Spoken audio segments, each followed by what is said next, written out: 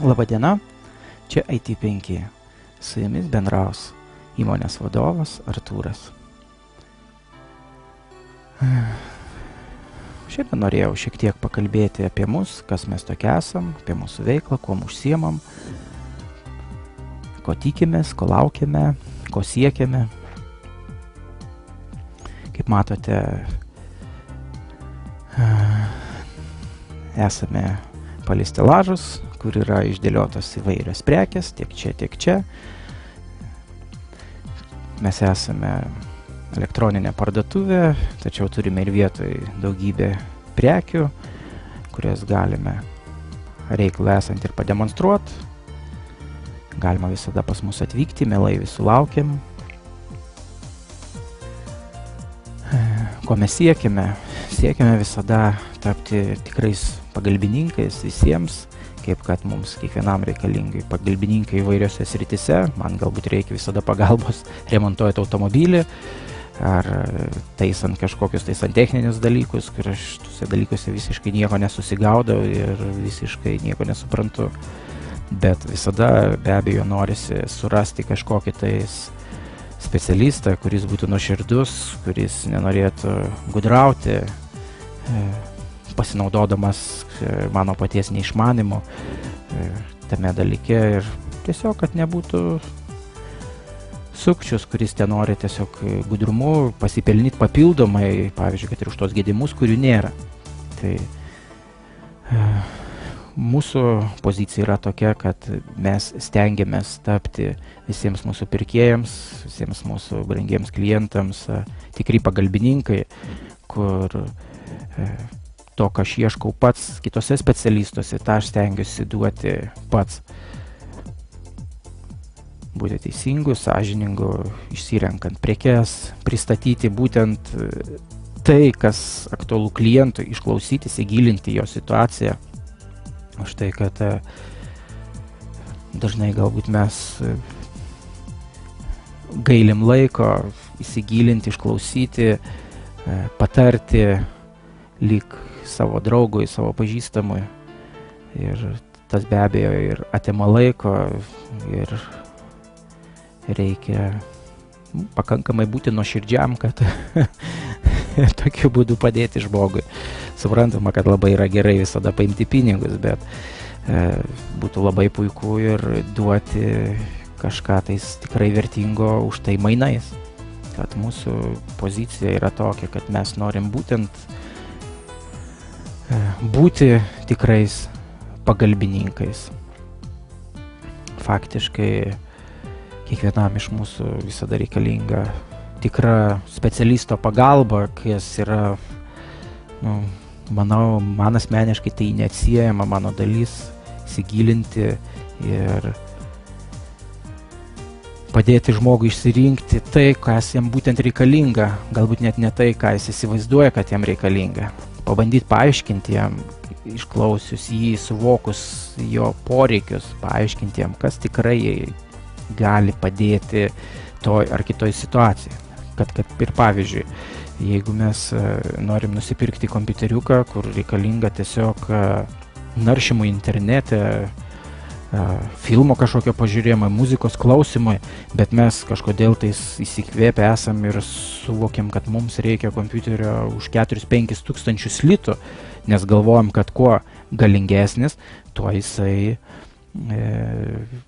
geriau įvykdys mums tas visas operacijas, kurias mes norėsime, kad jis mums atliktų. Deja, turiu pasakyti, kad kompiuteriukai, kurie reikalingi tiesiog interneto, videofilmui pasižiūrėti ar muzikai paklausyti, tai jie gali būti patys paprasčiausi, ypač jeigu tai kalba eina apie iš naujų gaminamų, tai tinka bet koks paprasčiausias kompiuteris. Kai kalba eina apie kainą perkant, tai be abejo tai turėtų eiti kalba tik apie dizainą, už kurį mes ir mokame papildomus tos pinigus. Vėlgi, jeigu žmogui reikia, kad dirbti su grafika, kad jam kuo puikiausiai trauktų įvairius žaidimus, tai be abejo jam reikalinga galinga vaizdo korta, jam reikalinga galbūt ir didesnis ekranas, prie to taip pat kietas diskas netrukdytų didesnis. Kaip kad pirmam atveju paminėtam, tai galbūt neaktualus toks stiprus procesorius, neaktualus, sakykime, vaizdo korta neaktuali, galinga, netaip galbūt svarbu labai didelis ekranas, ten 17 ar 19 ar 20 colių, kalbant apie nešiojamus kompiuterius šiuo atveju, aš nuo jų ir pradėjau. Tai mes matome, kad žmogui su paprastesniais poreikiais galima pilnai įsigyti kompiuterį, į ką dėrėtų atsižvelgti. Svarbiausia be abejo būtų tai garantija. Idealu, jeigu mes gaunam 3 metų garantiją, kodėl mes prekiaujam pagrindę labai stipriai akcentuojami dėl kompiuterius, dėl kad yra pakankamai patikimi, pagal garantinį nedaug grįžta remontui. Svarbiausia duoda 3 metų garantiją, kas tikrai yra labai aktualu šiomis dienomis, kai visur norima dėka savikainos prekės pardavinėti ją pigiau. Ką reiškia dėka savikainos? Tai reiškia, kad mes turim išnaudoti žemės resursus dar ir dar mažiau už tai sumokėdami kažkam tais. Tie, kas daro visas iškasenas, gauna geležies rūdai, įvairius kitus dalykus, kas gamina plasmasę, kad kuo sumažinti kaštus. Ką tai reiškia? Tai be abejo atsiliepia į kokybę, jau nekalbant apie tai, kad faktiškai toks, čia gal mano toksai pastebėjimas yra man asmeniškai, tik kažkaip pamačius tapo labai aktualus, kad faktiškai kuo viskas yra pigiau, reiškiasi, suprantama, gal be abejo tai yra neblogai, kad mes visi galim lengvai nusipirkti tos daiktus, tačiau mes išnaudojame žemės resursus. Tai reiškia, kad kuo daiktas yra kiek įmanoma pigesnis, tai reiškia, kad yra didesnis poreikis visuomeniai. O tai reiškia, kad jų bus daugiau parduodama, tai reiškia, kad greičiau išnaudosime žemės resursus, tai reiškia, kad bus labiau užteršta gamta ir jau nekalbant apie krūvą kitų dalykų, kurie mūsų laukia.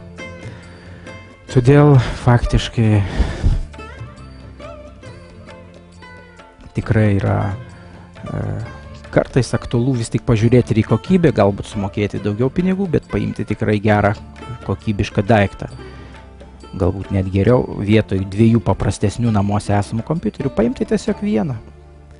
Galingesnį, geresnį, geresnio, gražesnio dizaino, patikimesnio.